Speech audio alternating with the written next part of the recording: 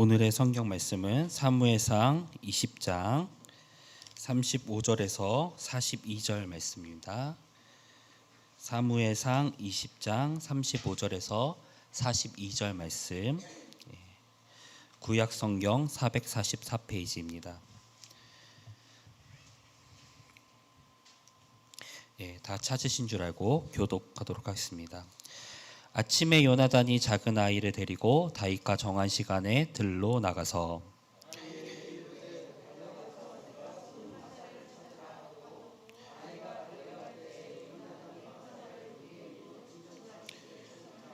아이가 요나단이 쏜 화살이 있는 곳에 이를 즈음에 요나단이 아이 뒤에 외쳐 이르되 화살이 내 앞으로 있지 아니하냐 하고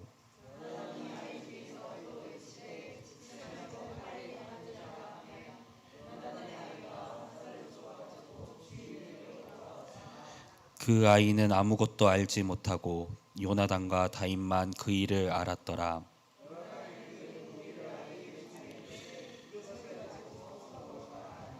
아이가 가매 다윗이 곧 바위 남쪽에서 일어나서 땅에 엎드려 3번 절한 후에 서로 입맞추고 같이 울되 다윗이 더욱 심하더니 요나단이 다윗에게 이르되 평안히 가라. 우리 두 사람이 여호와의 이름으로 맹세하여 이르기를 여호와께서 영원히 너와 너 사이에 계시고 내 자손과 내 자손 사이에 계시리라 하였느니라 하니 다윗은 일어나 떠나고 요나단은 성읍으로 들어가니라. 아멘. 할렐루야. 사랑하고 축복합니다. 밤새 또 아침 밤마다 좀 날씨가 쌀쌀해져서 저도 아직 감기가 어제까지 났었는데 오늘 또 아침에 일어나 보니까 좀 약간 목이 잠기고 좀 약간 기침을 조금 하게 되더라고요. 그래서 설사 이렇게 설교 중에 기침을 조금 하더라도 양해 부탁드리겠습니다. 네, 우리는 사이가 좋다라는 말을 쓸 때 이 사이라는 말, 나와 당신의 내적 거리를 말을 합니다. 그 거리가 가깝다면 사이가 좋다라는 말로 쓰이고 그 거리가 멀다면 우리는 잘 모른다라는 말로 쓸 것입니다. 또한 그 거리가 가늠조차 하기 어렵고 그 거리가 보이지 않는다면 우리는 사이가 나쁘다라고 관계에 대해서 그렇게 정의 내릴 수 있겠죠. 인간이라는 존재는 이 내적 거리, 즉 사이로서 사물, 사람, 문화 등의 카테고리 안에서 가깝거나 멀거나 그리고 혹은 모르거나로 규정지을 수 있습니다. 이 거리, 이 사이, 이거는 벌어져 있는 틈이라고 할 수 있습니다. 그래서 모든 사람과 사람은 이 벌어진 틈이 반드시 존재하기 마련입니다. 이 사람과 사람 사이의 틈이 무엇으로 채워지느냐에 따라서 우리가 이 거리가 좁아지고 멀어지고 어려워지기도 합니다. 즉 사람은 단순히 기준이 없이 사이가 좋다, 모른다, 아니다라고 말을 하는 것이 아니라 이 틈 사이로 존재하는 그 기준에 따라서 사이가 좋다, 모른다, 아니다라고 구분지을 수 있을 것입니다. 그래서 인간 한자를 풀이해서 살펴보자면 사람 인자에 거리 간자를 씁니다. 사람의 거리, 사람의 틈, 늘 틈이 존재하는 틈이 있는 존재, 그것을 인간이라고 부릅니다. 사람이 한 사람을 판단할 때 단순히 좋다라고 말하는 것이 아니라 이런 틈에 무엇이 있느냐에 따라서 그것에 관해 좋다라고 말하는 것을 생략해서 그냥 좋다라고 이야기하는 것이겠죠.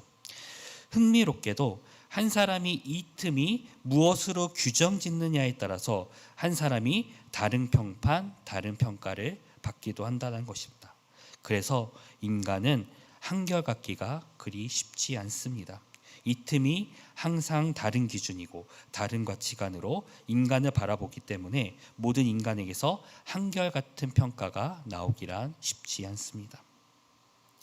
그래서 인간 사이는 인간을 규정짓기도 어렵고 예측도 불가능하며 그런 인간과 인간이 모여 산다는 것은 막막하고 보이지 않는 안갯길을 가는 것과 같습니다. 왜냐하면 이런 한결같지 않는 인간이 하나도 아니고 억 단위로 모여서 사는 이 지구에서 막막하고 예측 불가능한 이 세상을 여간 살아내기가 쉽지 않은 것입니다. 이 간격을 한 기준으로 규정 지으면 얼마나 좋을까요?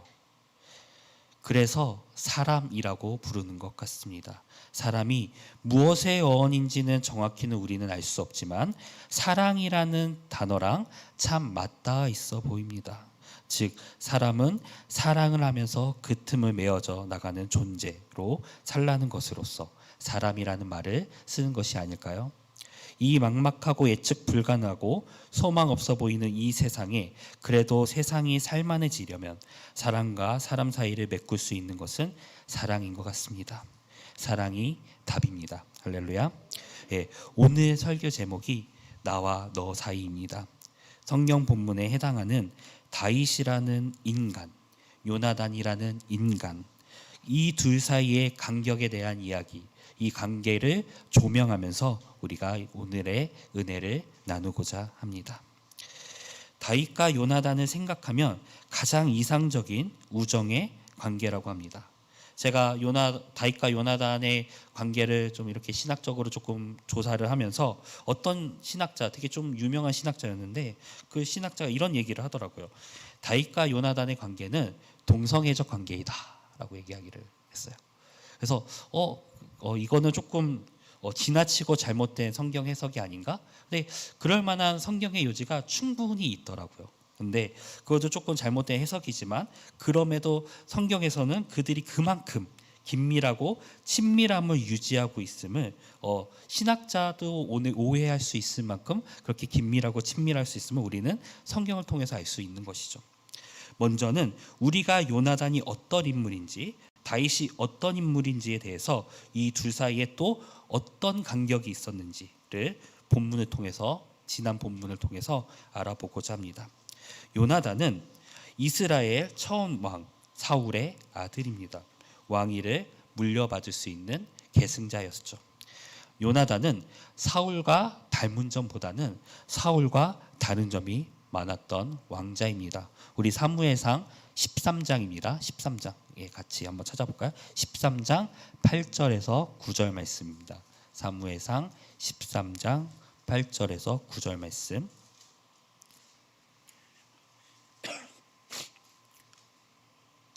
예, 찾았으면은 함께 읽겠습니다. 시작.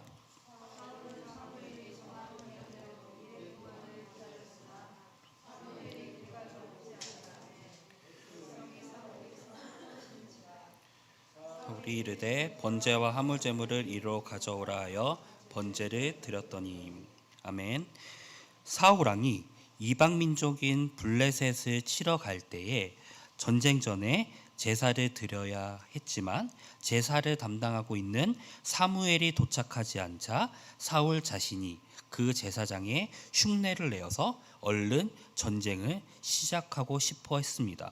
그 이유가 무엇이었습니까? 여기 나와 있는 백성이 사울에게서 흩어졌기 때문입니다. 사울 왕은 이 전쟁에서 하나님을 의지하였다기보다는 사람 수에 의지하는 모습을 보인 것이죠.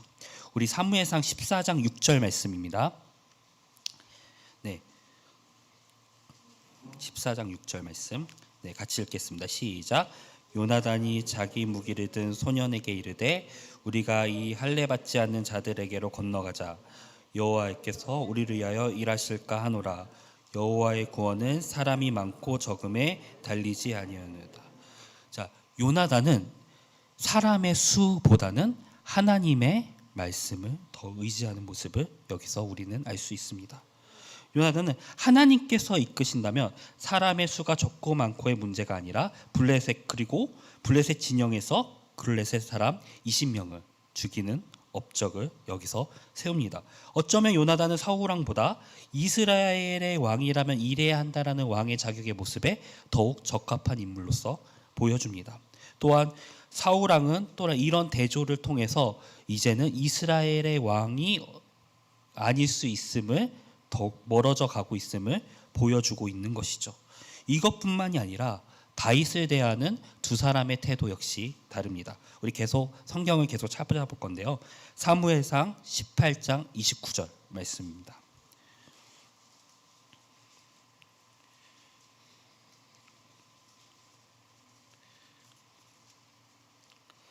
네, 같이 읽겠습니다. 시작. 사울이 다윗을 더욱 두려워하여 평생의 다윗의 대적이 되니라. 사울은 다윗을 대하면서 시간이 지나면 지날수록 다윗을 더욱더 두려워하는 모습을 보였고 평생의 대적이 되었고, 성경에서는 불쾌하다라는 표현을 썼고 질투하는 모습도 보입니다. 그게 사울이 다윗을 대하는 태도에서 나오는 것이죠. 사무엘상 18장 1절 말씀입니다. 네, 같이 읽겠습니다. 시작. 다윗이 사울에게 말하기를 마침에 요나단의 마음이 다윗의 마음과 하나가 되어 요나단이 그를 자기 생명과 같이 사랑하니라. 사울과 달리 요나단은 다윗을 사랑하며 마음과 마음이 하나가 되는 굉장히 밀접하고 친밀한 관계가 되어 있음을 우리는 또한 성경을 통해서 알 수 있는 거죠. 그런데 죄송합니다. 오늘 본문에 이르러서는 이 친밀한 둘의 관계가 변화되고 있음을 성경을 통해서 확인할 수 있습니다. 오늘 본문 말씀 사무엘상 20장 1절에서 3절 말씀입니다. 사무엘상 20장 1절에서 3절 말씀 다 같이 교독하겠습니다. 시작. 다윗이 이르게 이르되 내가 무엇을 하였으며 내 죄악이 무엇이며 내 아버지 앞에서 내 죄가 무엇이기에 그가 생명을 찾느냐. 요나단이 그에게 이르되 결단코 아니라 내가 죽지 아니하리라. 내 아버지께서 크고 작은 일을 내게 알리지 아니하고는 행하지 아니하나니 내 아버지께서 어찌하여 이 일은 내게 숨기리오. 그렇지 아니하니라. 다윗이 또 맹세하여 이르되 내가 내게 은혜 받은 줄을 내 아버지께서 밝게 알고 스스로 이르기를 요나단이 슬퍼할까 두려운즉 이것을 알리지 아니하리라 함이니라. 그러나 진실로 여호와의 살아계심과 내 생명을 두고 맹세하노니 나와 죽음 사이는 한 걸음. 아멘. 다윗은 자신을 죽이려 하는 사울 왕을 피해서 라마나요스로 도망을 갑니다. 그곳에서 요나단을 만나게 되죠. 그러면서 자신의 억울함을 요나단에게 호소를 합니다. 요나단은 자신의 아버지가 자신에게 그런 중요한 일, 즉 다윗을 죽이는 일을 꼭 나에게 말했을 것이라며 사울 왕이 다윗을 절대로 죽일 리가 없다며 다윗에게 그렇게 사울 왕을 변호하고 있죠. 하지만 다윗은 자기가 당한 일을 기반으로 또 맹세하면서 자신이 죽을 수도 있음을, 요나단이 그런 이야기가 하나도 도움이 되지 않음을 또한 이야기하고 있습니다.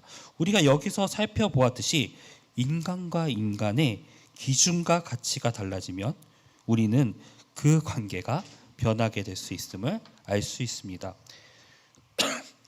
다윗과 요나단 사이에는 친밀한 우정이 그동안 그 간격을 메우고 있었습니다. 이제 다윗과 요나단 사이에는 그 간격 안에, 그 친밀한 우정 안에 사울이라는 인물이 들어오면서 관계가 어긋날 수 있음을 말하고 있는 것입니다. 즉 사울의 아들로서의 요나단, 사울의 왕자를 이어팔 수 있는 다윗으로 설정이 되면 이제는 서로가 서로를 어쩌면 의심해야 되고 어쩌면 이어팔 수 있는 그런 관계가 될 수 있음을 보여주는 것이죠. 사울이 다윗을 죽이려는 장면이 오늘이 처음이 아닙니다. 그동안 여러 번 진행되어 왔고 그럴 때마다 다윗을 위기에서 구해준 사람은 사람과 함께해서 그와 모든 이야기를 나눈 가장 가까운 요나단이었습니다. 그가 위기 때마다 그 위기를 잘 모면하게 해주었죠. 즉 위기를 잘 극복할 수 있게 도와줄 수 있는 사람이 이제는 사울 왕이 그 가까운 그 요나단과 함께 상의하지 않으면 다윗에게 방심을 유도할 수 있고 또 다른 위기의 상황에 다윗이 몰리게 될 수 있다는 것입니다. 이것은 자칫 요나단의 의도와는 상관없이 요나단의 말을 믿었다가는 자칫 죽음의 상황을 맞이할 수 있는 상황으로 도래하게 된 것이죠. 이 협력의 관계, 이 친밀하고 사랑과 동역의 관계가 외부의 어떤 위협에 의해서 쉽게 깨질 수 있는 상황이 된 것입니다. 이것을 다시 말하면은 어쩌면 즉 인간과 인간 사이의 간격을 좋게 유지할 수 있는 순간에도 우리는 무언가에 의해서 깨질 수 있는 요소들이 이 세상에는 많이 존재한다라는 것이죠. 내부적 요인으로든 외부적 요인으로든 우리는 그 관계를 한결같이 유지하기가 쉽지 않습니다. 아무리 견고한 관계이더라도 그 관계가 영원하게 유지될 가능성은 희박하다라는 이야기죠. 다윗은 다윗의 상황의 이급함을 몰라주는 요나단에게 사울왕의 의도를 확인할 수 있게 해줍니다. 그 의도를 확인하는 역할을 요나단이 해주길 바라는 것도 다윗에게는 어쩌면은 굉장히 모험수적인 그러니까 무리수일 수도 있습니다. 사울왕의 의도를 확인하기 위해서 그 가깝게 사울왕과 가장 가깝게 있는 그 요나단을 믿어야 하는 이 상황. 하지만 요나단밖에 믿을 수 없는 상황. 이것이 이제 인간적인 연약함이 다윗에게 드러나는 장면인 거죠. 우리 사무엘상 20장 12절 말씀입니다. 함께 읽어보겠습니다.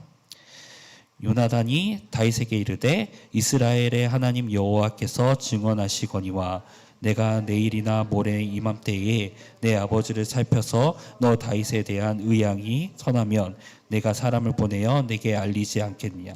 17절 말씀도 같이 읽어보자. 시작. 다윗에 대한 요나단의 사랑이 그를 다시 맹세하게 하였으니 이는 자기 생명을 사랑한 같이 그를 사랑함이었더라. 요나단이 만약에 변절되는 마음이 혹시라도 있었다면은 다윗은 꼼짝없이 사울왕에게 죽임을 당하기 때문에 요나단에게 맹세를 하고 또 하고 이런 어떤 모습을 보이는 거죠. 맹세를 지속적으로 하면서 요나단의 마음을 계속적으로 확인을 하는 것입니다. 요나단의 마음이 변하지 않기를 바라는 수밖에 지금 다윗이 할 수 있는 일은 없는 것이죠. 그래서 다윗은 들에 숨어서 기다리는 이 동안에 요나단은 자신의 왕 사울왕이 어떤 마음인가를 확인하게 됩니다. 20장 31절 말씀입니다. 다 같이 읽겠습니다. 시작. 동안은 너와 내 나라 등이 서지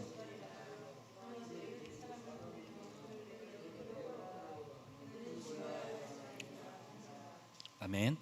결국 다윗의 우려가 현실로 드러나는 순간 결국 요나단은 심히 분노하게 되고 다윗을 위하여 슬퍼하게 됩니다. 그러고 나서 다윗과 요나단 그 둘만이 아는 신호로 사울왕이 어떤 마음을 가지고 있느냐를 보여줍니다. 이제 요나단은 화살을 가지고 그 화살을 쏘면은 그거를 또 챙겨야 하는 아이를 데리고 바위를 겨냥해서 화살을 쏩니다. 그리고 그 화살을 수거하는 아이에게 말하면서 화살을 가져오라 말하면 사울왕이 그를 죽이지 않을 것을 확인하는 거고, 만약 그 아이에게 화살이 네 앞쪽에 있다라고 말을 한다면 사울왕이 죽이는 마음을 품었음을 그들은 약속합니다. 그래서 오늘 본문 37절에 보면은 요나단이 아이 뒤에서 화살이 내 앞에 있다라고 말을 합니다. 그래서 즉 그 뒤에 이어서 지체 말고 빨리 다름질하라라고 말한 것은 그 아이에게 한 말이 아니라 다윗에게 이제 사울왕이 너를 죽이고자 하니 너는 들에서 벗어나 도망치라는 말을 하는 것이죠.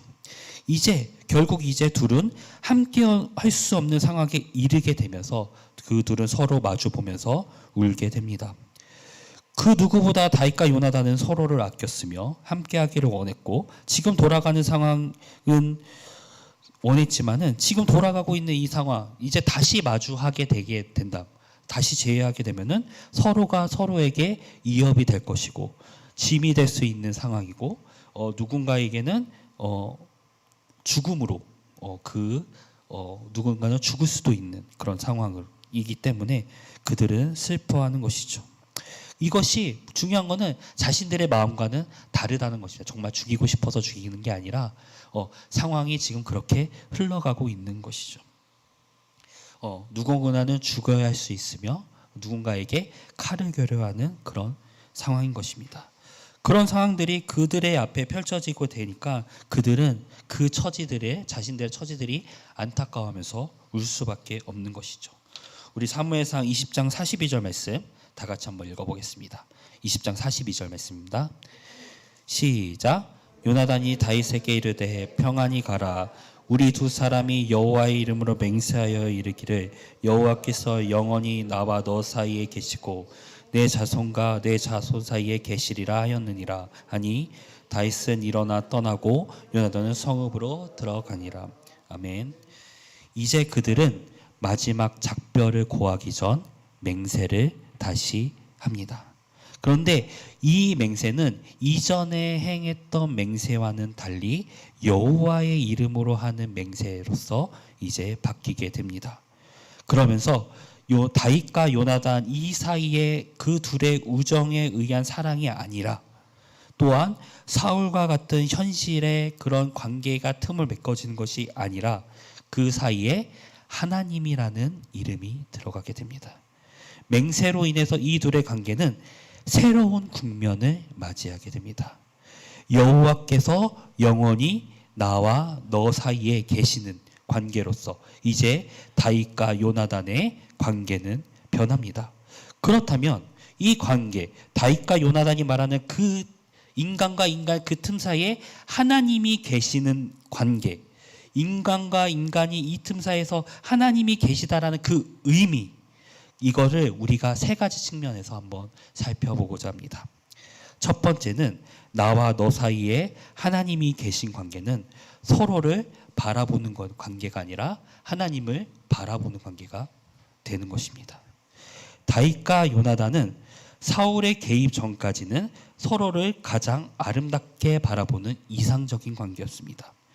그 둘은 서로가 왕이 될 수 있는 후계자의 입장에서 에서조차도 서로를 경계하지 않았으며 우정을 키워왔던, 어쩌면 현실적으로는 굉장히 이해하기 힘드나 누구나 다 이런 관계가 하나쯤은 있었으면 좋겠다, 내 어려움을 내 아픔을 이 사람에게 맡겨도 되겠다라는 어떤 그런 관계가 있고 싶을 정도로 그들은 사랑하면서 동역하는 관계였습니다. 하지만 그런 관계, 견고하고 단단할 것만 같았던 그들의 관계는 외부적으로나 내부적인 개입으로 이런 관계가 충분히 흔들리고 깨질 수 있다는 것을 우리는 계속 지속적으로 확인이 됩니다. 다윗과 요나단의 처음 관계, 즉 서로를 바라보는 단계는, 서로를 그냥 바라보는 단계는 한계점이 명확합니다. 오래 갈 수 있는 관계면 더 좋겠지만 설령 그들은 사울왕이 아니었더라도 내부적으로나 외부적인 어떤 개입에 의해서 그 한계가 명확하게 드러날 것임이 분명합니다. 왜냐하면 이스라엘은 두 왕이 나올 수 없으니까 말입니다. 그들이 아무리 좋더라도 그들은 갈라설 수 있는 이업이 언제나 함께 있는 것이겠죠. 이런 관계는 우리가 우리 삶에서 또 여전히 드러나는 관계로 보여집니다. 특히 가장 가깝다고 할 수 있는 부부와의 관계에서도 우리는 흔들리고 깨짐을 경험하게 됩니다. 결국 이 부부라는 이 간격 안에 서로를 바라보게 되면 우리는 이 서로를 바라봄 때문에 흔들리고 힘들어하고 상처받는 상황에 몰리게 됩니다. 좋은 관계를 가지고 계시는 부부 성도님들도 계시지만 제가 처음에 결혼하면서 신혼인 당시에 우리 부부는 서로를 보면서 많이 다투었던 것 같습니다. 마치 그 시인과 촌장의 노래인 가시나무처럼 내 속에 내가 너무너무 많아서 당신의 쉴 곳이 없고, 바람만 불면 서로 메마른 가지가 서로 부대끼며 울어대고, 쉴 곳을 찾아 지쳐나간 어린 새들도 그 가시에 찔려 날아가는 무성한 가시나무 같은 두 사람이 만나서 가까이 지내겠다고 서로를 바라보면서 아둥바둥 그렇게 옆에 붙어 있다가 서로의 가시에 찔려서 상처받고 상처 입히는 기간이 있었더라는 것이죠. 도저히 서로가 서로를 이해할 수 없을 것 같은 그 간격이 분명히 존재한다는 것입니다. 그것이 사랑이라는 이름하에 덮어주는 기간이 지나게 되면 더욱더 힘든 기간이 찾아옵니다. 그런데 이런 시간이 지나고 지금 우리 부부에게 정리가 되었던 것은 이것이 결국에는 서로 돕는 배필로서 영혼을 도와주었던 기간이었다라고 정리가 되었습니다. 무슨 의미냐면 결국 서로가 서로를 좋아하다가 그냥 그렇게 끝나는 것이 아니라 서로와 서로 사이에 하나님이 계시고 하나님을 바라볼 수밖에 없는 그거를 놓치지 않게끔 하는 존재가 바로 이 돕는 배필이라는 의미라는 거죠. 서로 바라보다가 이 서로가 이 세상을 살아가는데 정답이 되지 않는 거죠. 그걸 느끼는 순간에 우리는 다른 대안, 이 간격에는 하나님이 함께해야 되는구나. 서로가 서로를 바라보는 관계가 아니라 서로가 하나님을 바라봐야 되는 관계가 되었을 때 비로소 올바른 관계가 되는구나라는 것을 여실히 느끼고 있는 거죠. 즉 우리들은 돕는 배필로서 서로가 서로를 바라보는 단계를 넘어서 우리 사이에 하나님이 없으면 안 됨을 지속적으로 확인하게 되었고 결국 같은 하나님을 바라보면서 그 하나님이 아니면 안 되는 고백을 우리의 입술과 삶으로 고백하게 되는 것이죠. 그래서 그런 거예요. 그러다가도 또 서로 바라보면 또 싸우게 되는 거죠. 오늘 아침에도 제가 오면서 좀 아이의 그 문제 때문에 제가 또 그런 가시가 또 많아서 그걸 또 이렇게 상처로 이렇게 가시를 드러나게 되더라고요. 그러니까 이게 하나님을 바라보지 않으면 서로가 상처 주는 일들, 그러니까 이게 한순간도 놓치면 안 되는 그런 은혜의 순간들이 계속적으로 우리의 삶 가운데 계속 발생한다는 것입니다. 이것이 설령 부부관계에서뿐만이 아니라 나와 관계하는 모든 사람들 역시 결국에는 같은 하나님을 보면서 걸어가는 것이 가장 옳은 관계이고 가장 바람직한 관계임을 우리는 그렇게 방향을 설정해야 되는 것임을 말을 하고 있는 것입니다. 두 번째는 굉장히 중요한 것인데 나와 당신 사이, 나와 너 사이에 하나님이 있는 관계는 더 이상 사람에게 무엇을 기대하는 관계가 아니라 하나님에게 기대한다라는 것입니다. 이 말을 좀 더 쉽게 하자면은 이제 더 이상 당신하고 그러니까 나에 있는 그 상대방하고 계산하는 삶이 아니라 하나님하고 계산한다라는 의미입니다. 다윗과 요나단의 만남은 이 만남이 끝이 아니라 사무랑 몰래 은밀한 가운데서 도움을 주는 몇 차례의 만남이 있었습니다. 하지만 결국에는 몰락하는 사울의 왕의 집 가운데서 요나단 역시 죽음을 맞이하게 됩니다. 사무엘상 마지막에 이르러서 우리는 이것을 확인할 수 있습니다. 제가 어릴 적에 가장 이해할 수 없었고 아쉬웠던 성경의 장면 중에 하나가 바로 이 요나단의 죽음이었던 것 같습니다. 결국 지금 우리가 보는 본문에서 이 둘이 부둥켜 안고 우는 이유도 이 둘은 결국 하나는 죽음으로 맞이할 수 있겠다라는 것 때문에 그 마지막 장면을 암시하고 있다는 것을 말하고 있는 거죠. 즉 이 둘 사이에는 앞으로 실망하게 되고 어렵게 되고 오해할 만하게 된 일들이 무수하게 많이 펼쳐질 것이라는 겁니다. 이 둘 사이의 관계에서 해결해 나가는 것은 이 두 사람의 문제가 아니라 이제는 하나님하고 해결하겠다는 것입니다. 서로가 서로를 의심하고 속상해하고 상처 입는 순간들이 있을지라도 그것을 서로가 서로를 통해서 계산하는 관계가 아니라 하나님하고 계산하는 관계로 갈 수 있어야 되는 것이죠. 그래서 이 둘의 마지막이 설령 죽음일지라도 이 죽음의 원인을 상대방에게서 찾는 것이 아니라 하나님에게서 찾을 수 있는 관계가 되는 것이죠. 더 이상 너 때문에 너로 인해서 너를 위해서 계산을 하는 삶이 아니라 더 이상 그거를 상대방에게 찾지 않는다라는 것입니다. 그래서 하나님하고 계산하면은 이야기가 달라집니다. 요나단은 죽음을 어찌됐든 맞이하게 됩니다. 즉 사울로부터 이어져서 요나단부터 이야기는 단절되는 순간을 지금 맞이하게 됩니다. 그 순간에 사무엘하 9장 5절에서 7절 말씀입니다. 제가 읽어드릴게요.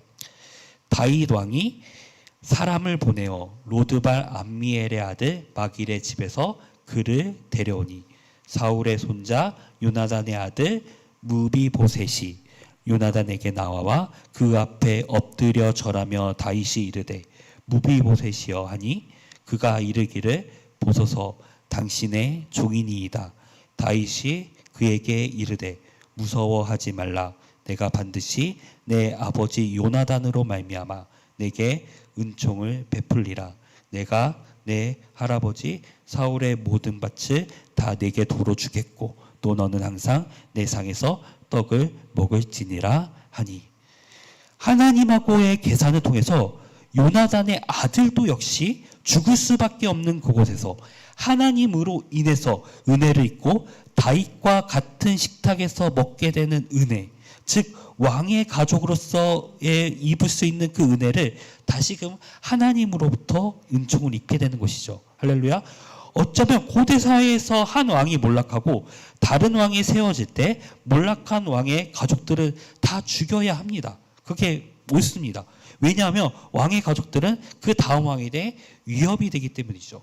하지만 하나님은 사람에게서의 관계에서 오는 그 사회에서의 문제에서 오는 그 한계점을 뛰어넘어서 다시금 은혜의 순간으로 가장 완벽하고 모범적인 정답을 내어놓으신다는 것입니다. 그렇게 사람은 사람하고 계산하는 것보다 하나님하고 계산하는 것이 더욱 현명하고 지혜로운 선택인 것이죠. 우리는 사람과의 관계를 통해서 그 관계를 통해서 무언가를 기대합니다. 원하는 기대치가 있는데 그 기대치를 만족하지 못하게 되면 그 관계에서 상처를 입거나 힘들거나 또한 닥달하거나 어려워합니다. 특히 부모들은 자녀와의 관계에서 기대하는 순간에서 다른 모습이 나온다면은 그것을 굉장히 힘들어하죠. 내 자녀가 올바르게 잘 성장해야 할 텐데 누구나 부모들은 그렇게 생각을 하지만 많은 시간과 많은 물질을 또 그 잘 성장함에 투자를 하지만 그 투자 대비 잘 되면 참 좋겠지만 그런 경우보다는 투자 대비 잘 안 되는 경우가 우리는 자녀와의 관계 속에서 많이 경험하게 됩니다. 그러면서 실망하게 되고 때로는 혼내기도 하고 또 스스로 속상해하면서 우리는 그렇게 지내지 않습니까? 내 자식도 내 마음대로 안 되는 이 세상에서 우리는 우리의 관계에서 상처받고 실망하고 힘든 이유는 다 내가 그 인간관계에서 바라는 기대치에 미치지 못하기 때문 아닐까요? 어쩌면 우리가 우리의 사업과 업무가 힘들고 버거운 이유도 업무의 양이나 업무의 내용인 것보다는 함께하는 사람들이 내 마음 같지 않거나 내 일을 담당하는 윗선에 있는 좀 권위 있는 꼰대 같은 그 사람들 때문이지는 않습니까? 내가 상대방에게 선의를 베풀면 돌아오는 것이 있어야 하는데 아무것도 돌아오지 않을 때 오는 실망감으로 인해서 우리는 그 관계를 단절해버리게 되는 모습 등을 보이면서 그렇게 서로에게 계산하면서 살아가고 있지 않습니까? 가장 대표적인 게 결혼식이잖아요. 결혼식에 내가 그 결혼식 가서 찬조금 했는데 찬조금 주고 내 결혼식을 여니까 그 결혼식에 걔가 안 와. 돈도 안 보내. 여러분들 그 사람하고 어떻게 관계 단번에 끊을 수 있잖아요. 저는 그럴 수 있거든요. 예. 예. 그러니까 사람은 다 이렇게 계산적으로 이렇게 살아가는 거죠. 근데 더 이상 그렇게 기대하면서 우리가 그런데 더 이상 이제는 그거를 하나님하고 계산하면 어떻게 됩니까? 나의 선행을 기억하시는 분은 그 하나님이기 때문에 상대방에게 더 이상 기대하지 않게 되는 것입니다. 즉 더 이상 상대방의 기대에 내가 매이지 않는 삶을 사는 거죠. 이제 오직 하나님과 계산하며 그렇게 인간관계에서 오는 힘듦과 매임을 서서히 넘어설 수 있을 때 우리는 자녀나 혹은 우리가 기대하고 있는 모든 관계에서 힘들지 않게 되는 것이죠. 그 매임을 넘어서는 하나님으로부터 오는 평안이 여러분에게 있게 되는 것입니다. 할렐루야. 마지막 세 번째는 너와 나 사이에 하나님이 있는 그 관계들이 모이고 모여서 교회가 되는 것입니다. 교회를 이루는 것입니다. 결국 사람 사이의 틈, 그 틈에 임하시는 하나님. 그런 사람과 사람, 또 사람과 사람, 또 사람과 사람이 만나서 모이는 이 모임이 바로 교회입니다. 고린도전서 12장 27절은 이렇게 말합니다. 너희는 그리스도의 몸이요 지체의 각 부분이라. 아멘. 이것은 사도 바울이 교회를 이야기하면서, 교회를 정의하면서, 교회는 그리스도를 머리로 하여서 그 몸을 이루는 우리로 만들어진 곳이다 라고 정의를 내린 것입니다. 즉 몸을 이루는 각 지체마다 그 지체 사이사이에는 예수의 피가 흐르고 있다라는 것이죠. 이 말을 오늘 말씀에 비추어서 정의를 내리면 성도와 성도 사이에는 하나님이 계시다라는 것입니다. 할렐루야. 지금 이 교회에 모인 이 예배 함께 드리는 성도님들의 이 사이사이 간격에 하나님이 계시는 것이죠. 그것이 바로 가장 이상적이고 모범적인 교회라는 것입니다. 그렇게 교회는 성도님들의 간에 다툼이 없습니다. 왜냐하면 하나님과 계산하기 때문이죠. 서로에게 바라보지 않고 하나님만 바라봅니다. 아픔을 서로가 이루어할지언정 서로가 서로에게 아픔이 되진 않습니다. 기쁨을 공유하고 아픔을 공유하지만 그것을 넘어서 더 큰 하나님의 위로를 기대하는 것이 바로 이곳 교회인 것입니다. 우리 성도님들은 그렇게 서로가 서로에게 하나님으로 연결된 교회인 것입니다.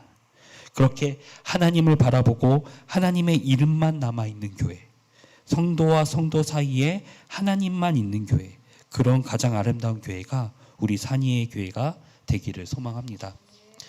이제 말씀을 정리하고자 합니다. 오늘 나와 너 사이에 하나님이 있다는 말을 제가 3가지로 정리했습니다. 첫 번째는 서로가 서로를 바라보는 관계가 하나님을 바라보는 관계가 되어야 된다. 서로가 서로에게 계산하지 않고 하나님과 계산하는 관계가 되어야 한다.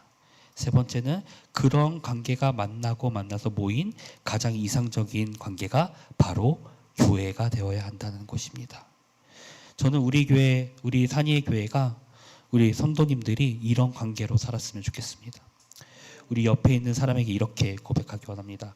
당신과 나 사이에는, 옆에 있는 사람 보면서 당신과 나 사이에는 하나님이 있습니다. 다시 한번 할까요? 당신과 나 사이에는 하나님이 있습니다. 예, 할렐루야. 우리 이 관계에서 시작이 하면은 우리 교회 정말 하나님이 원하시는, 하나님 기뻐하시는 그런 교회가 될 것이고, 그렇게 우리가 뜨겁게 예배하며 찬양하는 교회가 될 것임을 소망합니다.